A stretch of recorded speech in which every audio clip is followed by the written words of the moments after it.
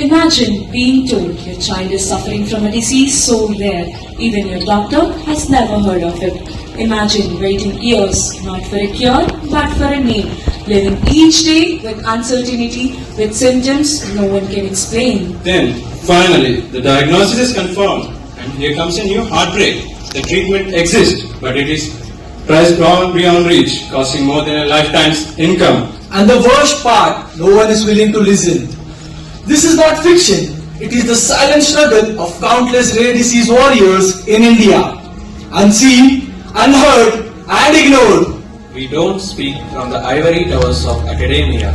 We speak from the trenches of empathy and the front lines of injustice, where every unanswered question is a call to act. Why are these patients invisible?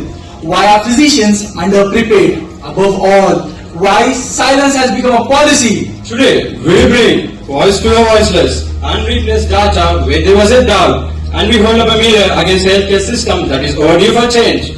Ladies and gentlemen, introducing Synods of Rare, a theme that is not just a title, but a cry echoing from the depths of forgotten lives. It tears through the silence, forcing us to confront the unbearable truth of children growing up without answers, of parents counting days like heartbeats, and of dreams slowly fading while the world looks away. Today, in this room of thinkers and changemakers, we are called to question the system, challenge the norms, and move from awareness to action with empathy and purpose. India has no strict definition for rare diseases, but those affecting fewer than 1 in 2,500 individuals are generally considered as rare. In India, there are 70 million people who are suffering with rare diseases. Globally, numbers soars 300 million.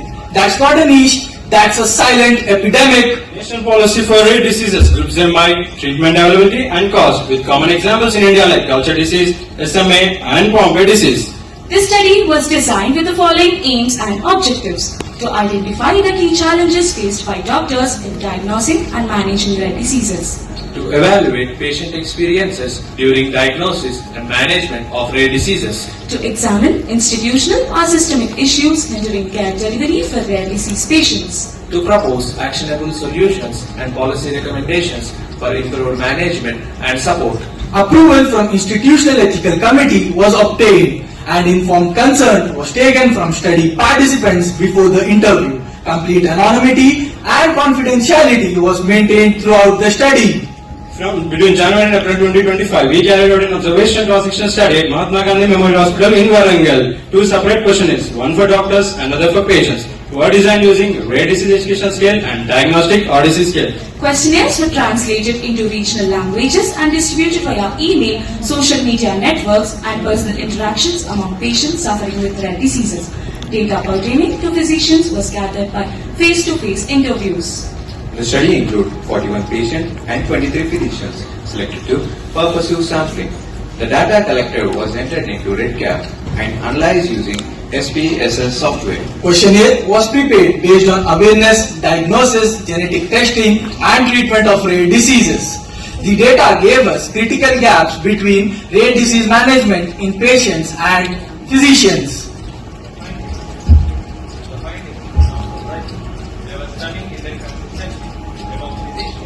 Nearly half of them had not received any formal training in rare disease management during their period of course. Notably, 78% of physicians had treated at least one patient with rare disease, and 87% of physicians had encountered patients with unclear or undiagnosed diseases. Lack of principles of diagnosis, limited access to genetic testing, and delay in diagnosis are major barriers faced by physicians. Among patients, 64% experienced a diagnostic delay exceeding over 2 years, and over 70% were unaware of their condition prior to diagnosis, indicating lack of awareness and recognition about rare diseases. Patients often face an early diagnostic priority, and about 60% of them have consulted more than 5 doctors for getting diagnosed for their diseases. 76% faced initial incorrect diagnosis, often being misdiagnosed with anemia, arthritis, and other viral illness. Cost of care, lack of access to specialists, emotional trauma, cultural stigma, and misinformation are the critical barriers faced by the patients. Many non-governmental organizations have come forward to support the treatment and registration of rare diseases in India. And one of the most prominent among them is the Indian Organization for Rare Diseases. Established in 2005, IORD plays a critical role in maintaining a national registry for rare diseases and advocating for better diagnosis, treatment and policy support. We had an opportunity to interview Dr. Ramaya Mutiala, the CEO and founder of IORD.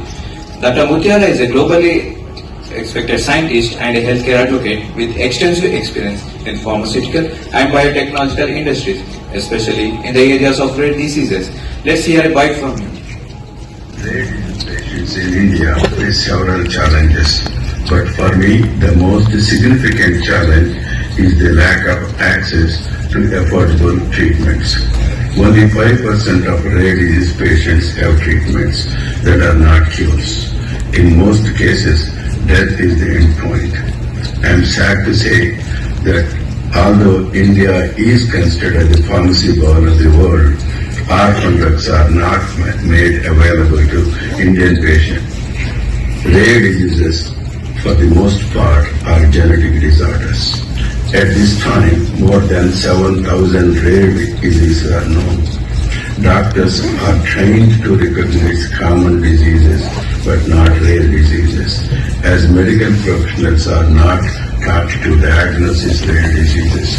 Many rare diseases have symptoms that mimic more common conditions, leading to misdiagnosis. Some rare diseases require specialized testing that is not readily available at standard hospitals. Life-saving treatments for rare disease patients are often unaffordable due to high research and development costs and limited government funding. If the goal is to improve the accessibility and affordability of life-saving drug treatments for rare disease patients, here are my 3 suggestions. Number 1, the government could implement insurance regulations to include rare diseases in schemes such as Ayushman Bharat Yojana. It is one of India's most popular government health insurance schemes. At the moment, there are 19 types of government health insurance schemes exist. Rare diseases should be covered by government and private insurance schemes. The National Policy for Rare Disease Treatments 2021 allows 50 lakhs of rupees for class 3 diseases. This fund should be revised for other categories as well. Number 2, more than 600 FDA-approved orphan drugs have expired patents or drug exclusivity or both. Therefore, all these drugs can be manufactured as generics and made available at affordable prices. Further, the Indian government should provide several incentives such as tax breaks, grants, etc. to encourage Indian drug companies to manufacture orphan drugs.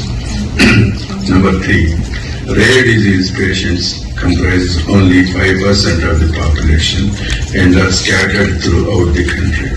Regular pharmacy stores are unlikely to keep stock of orphan drugs. Therefore, Jan Aushadhi Kendras, nationwide government pharmacies, should stock orphan drugs.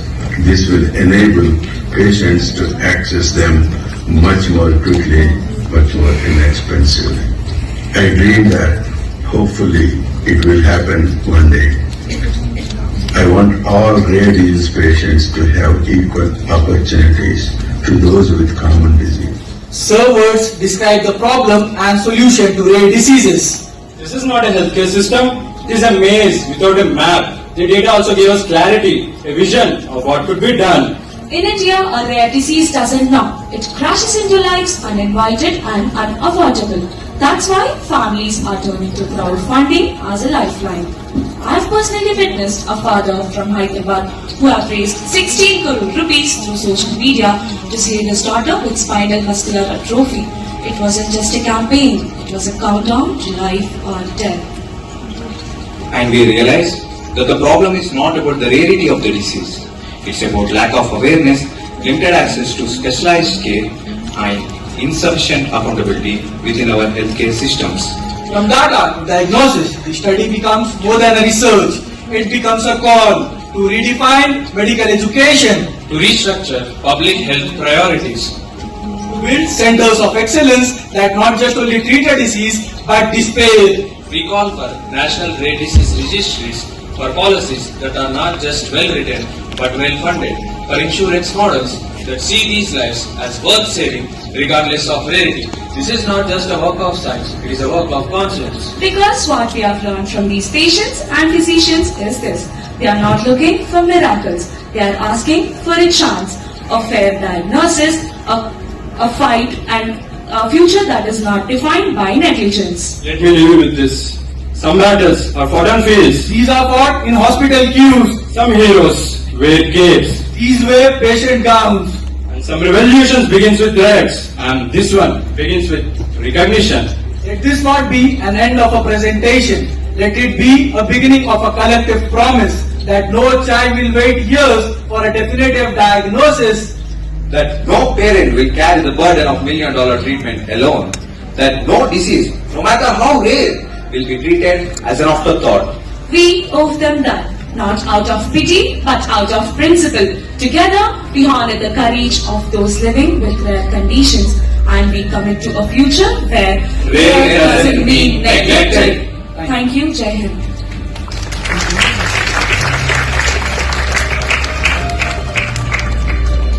Now the house is open for the question answers.